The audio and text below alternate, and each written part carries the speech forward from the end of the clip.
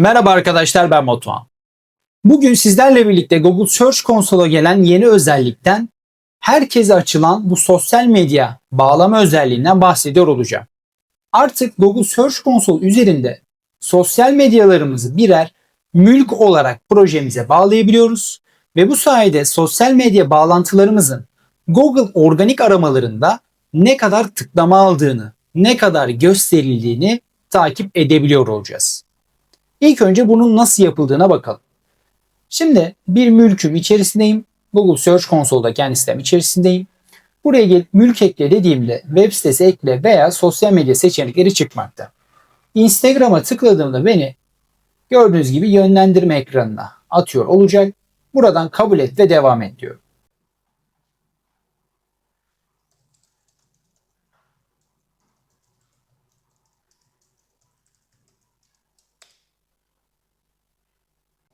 Bağlantıya izin verdik.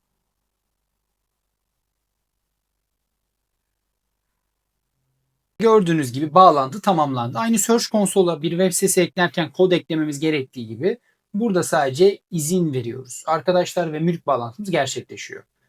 Burada da bağlantı olduktan sonra tabii verinin toplama süreci olacak. Toplam tıklama, içeriği yönlendiren sorgular gibi değerleri görebiliyor olacağız. Bu da bizim için önemli.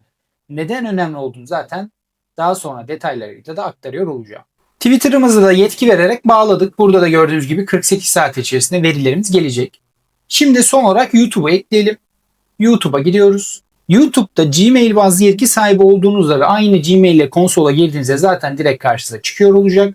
Mülk olarak ekle dediğimizde de bağlantıyı bizim adımıza ekleyecek. Burada YouTube'da yönetici statüsünde olmanız sizin için faydalı olacaktır. Şimdi bunları ekledik. Bunun ne gibi bir önemi var?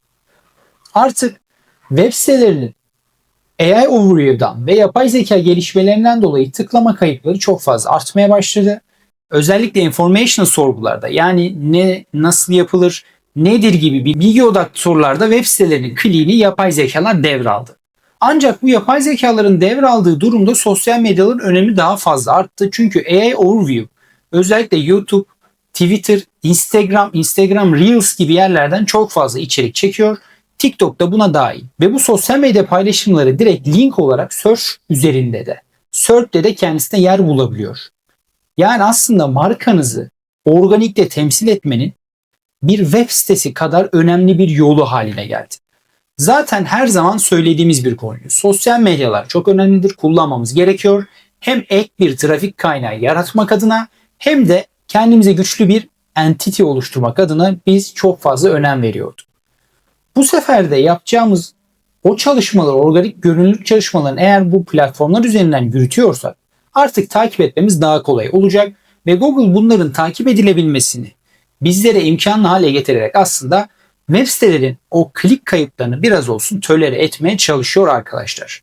Benim sizlere tavsiyem, projelerinizi bu şekilde kesinlikle sosyal medyalarınızı ekleyin. Bunları zaten direkt kendi algılayıp sizlere entity olarak da bağlayacaktır. Bu bence çok önemli. Her sosyal medyanızda, web sitenizde bahsettiğiniz şeyleri biyografinizde, açıklamalarınızda ufak da olsa geçirmeye çalışın. Ki dijital varlığınız güçlensin. Bütün sosyal medyalarınızı bir şekilde ürünlerinize, hizmetlerinize, eğer bu web sitenizde ise yönlendirmeye çalışın. Bu sayede de AI tarafındaki trafik kayıplarınızı en aza indirgeyeceksiniz. Trafik kanallarınız çeşitlenecek. Sadece web sitenizden değil, sosyal medyalardan da daha fazla çeşitli trafik elde edebileceksiniz ve dönüşüm oranlarınız biraz farklılaşsa da, takip etmesi zor olsa da artacaktır arkadaşlar. Çünkü burada takip zorluğu da devreye girecek. Instagram ayrı, Twitter'ı, TikTok'u, YouTube'u ayrı takip etmeniz artık gerekiyor olacak. Bu da önemli bir husus. Ayrıca sosyal medyalarda artık SEO çalışmaları yapmaya başlayacağız. Hem de görebileceğimiz şekilde.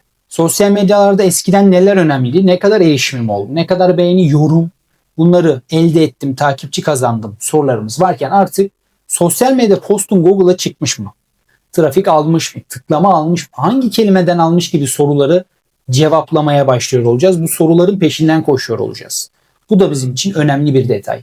Web sitemizde paylaşamayacağımız, kanalizasyon problemi yaratabilecek unsurları, yani aslında subtopiklerimizi, alt konularımızı çok uzun niş kelimelerimizi sosyal medyada içeriye dönüştürerek description'da bundan bahsedip, caption'larda bundan bahsedip ya da içeride yüklediğimiz altyazılarda bu kelimelerden bahsedip ön plana çıkabiliyor olacağız. O yüzden daha elle tutulabilir bir sosyal medya stratejisi artık mümkün ve bunlar da artık konsol üzerinden biraz önce eklediğimiz gibi takip edilebiliyor arkadaşlar. Evet arkadaşlar, bu videomuzda Google Search Console'a sosyal medyalarımızı nasıl bağlarız konusunu aktarmaya çalıştım ve bu bağlantılar bizim için neden önemlidir konusunu kısaca aktarmaya çalıştım. Beni dinlediğiniz için teşekkür ediyorum. Bir sonraki videomuzda görüşmek üzere. Kendinize iyi bakın.